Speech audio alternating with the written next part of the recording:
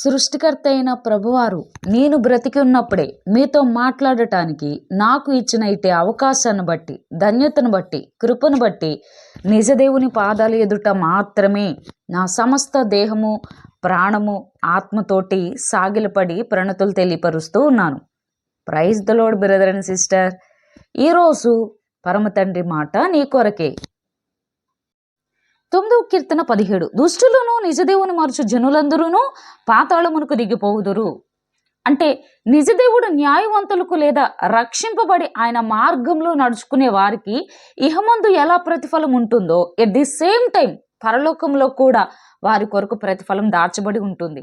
అదేవిధంగా దుష్టులు అంటే దుర్మార్గులకు అన్యాయంగా నడుచుకునే వారికి ఇహమందు ఎలా శిక్ష ఉంటుందో వారు మరణించిన తదుపరి వారి ఆత్మలకు కూడా యుగయుగాలు నరకగుండంలో శిక్షను భద్రపరచబడి ఉంటుంది.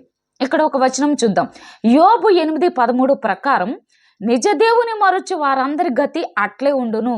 భక్తిహీనుని ఆశ నిరర్ధకమగును, అతని ఆశ భంగమగును.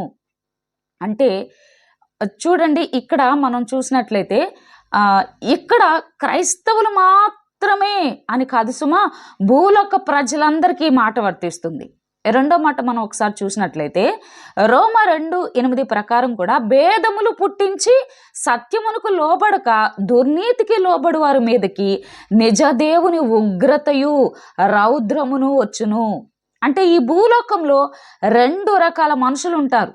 మొదటి కేటగిరీ వాళ్ళు ఎలా ఉంటారంటే సత్యాన్ని లేదా సర్వసత్యాన్ని అనుసరిస్తూ నిజదేవుణ్ణి మాత్రమే వెదకి ప్రేమించి వెంబడించేవారు. ఇక 2వ రకం కేటగిరీ వారు ఎవరంటే అసత్యాన్ని లేదా సృష్టిని అందలి చలనం లేని జీవం లేని వాటిని సేవించి వెంబడించేవారు. అందుకని ఈ 2వ రకం కేటగిరీ వారు అంటే ఈ యొక్క ప్రజలు ఎలా ఉంటారు చెప్పనా? ఎవరైతే అంటే ఈ 2వ రకం కేటగిరీ ప్రజలు ఎవరైతే ఉన్నారో వారందరిపై కూడా నిజదేవుని యొక్క ఉగ్రత, రౌద్రము అనగా కోపము, ఆగ్రహము వారి మీదకి వచ్చును. ఈ మాటలు వింటున్న నేను, నీవు, మనము ఈ 2వ రకం కేటగిరీలో ఉండి పాతాళ గుండానికి చేరక నరకము నుండి తప్పించి పరలోకము చేర్చే నిజదేవుని పాదాల చెంతకు చేరుదుముగాక. ఆమేన్. మీ అందరి కొరకు చిన్న ప్రార్థన. ప్రభా, ఎవరైతే అంధత్వంలో ఉన్నారో అట్టి వారి యొక్క కనులు, వారి మనోనేత్రాలు బ్రతికుండగా మీరు తెరవమని మీ సేవకురాలుగా మీ యొక్క పాదములు మాత్రమే పట్టుకుని బ్రతిమలాడుతూ ఉన్నాను.